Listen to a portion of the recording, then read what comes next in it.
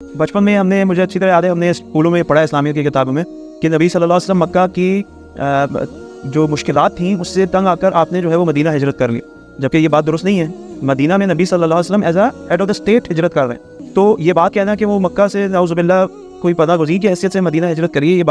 یہ ایک بہت بڑا الزام ہے ہمارے پیارے نبی صلی اللہ علیہ وسلم پر۔ بلکہ مکہ کے اندر ایک جدوجہد ہوئی ہے جس کے نتیجے میں مدینہ ہجرت ہوئی ہے۔ سورہ توبہ میں جو 2 صحابہ کا ذکر آتا ہے جو غزوہ تبوک میں شریک نہیں ہوئے، تو ان کی حدیث ہے کعب بن مالک کی، اور وہ ایک لمبی حدیث ہے کہ جس میں انہوں نے پھر اس کے ایک پارٹ ہے جہاں پر انہوں نے ذکر کیا ہے کہ وہ بیعت جو رسول صلی اللہ علیہ وسلم کو مکہ میں دی گئی انصار کی طرف سے، جس کو بیعت العقبہ ثانی کہا جاتا ہے، تو کعب بن مالک کہتے ہیں کہ ہمارے لیے وہ اتنی ہی اہم دن ہے جتنا اہم یوم البدر ہے۔ بیعت العقبہ ثانی یہ کیا ہے؟ مکہ کے جو دور ہے نا، اس میں اس کی جو اسٹرگل ہے وہ تقریباً 13 سال کی اسٹرگل ہے، جس میں رسول صلی اللہ علیہ وسلم کے اوپر وحی آ رہی ہے۔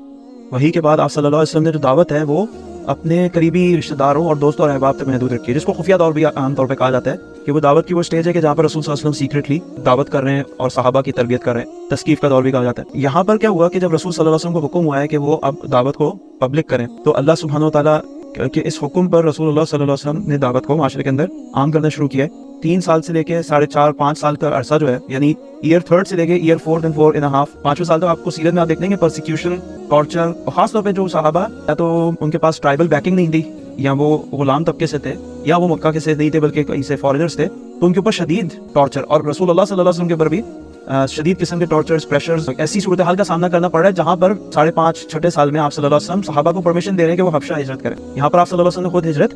نہیں کی۔ مدینہ کی ہجرت مختلف ہے کہ بیعت العقبہ کے نتیجے میں وہ ہجرت شروع ہوئی ہے، اور جیسے ہی قریش کو اندازہ ہوا ہے کہ there is something that is going on، انہوں نے صحابہ کو روکنے کی بھی کوشش کی ہے۔ حبشہ میں اس طرح سے نہیں تھا، تو there was little to no attempt to stop the صحابہ migrating to Habsha, but with regards to Medina clamp down arrests۔ کیوں؟ اس کی وجہ یہ ہے کہ قریش got the information کہ جو بیعت العقبہ ثانی ہوئی ہے، انصار نے جو مدینہ سے آئے تھے انہوں نے پلیج کیا کہ ہم حفاظت کریں گے بالکل ویسے ہی جس طرح سے ہم اپنی عورتوں اور بچوں کی حفاظت کرتے ہیں، یعنی جنگ کی بیعت کی کہ ان کی نہ صرف دفاع کریں گے بلکہ ان کے ساتھ مل کر جنگ بھی کریں گے۔ تو pure and simple it was the بیعہ آف رولنگ۔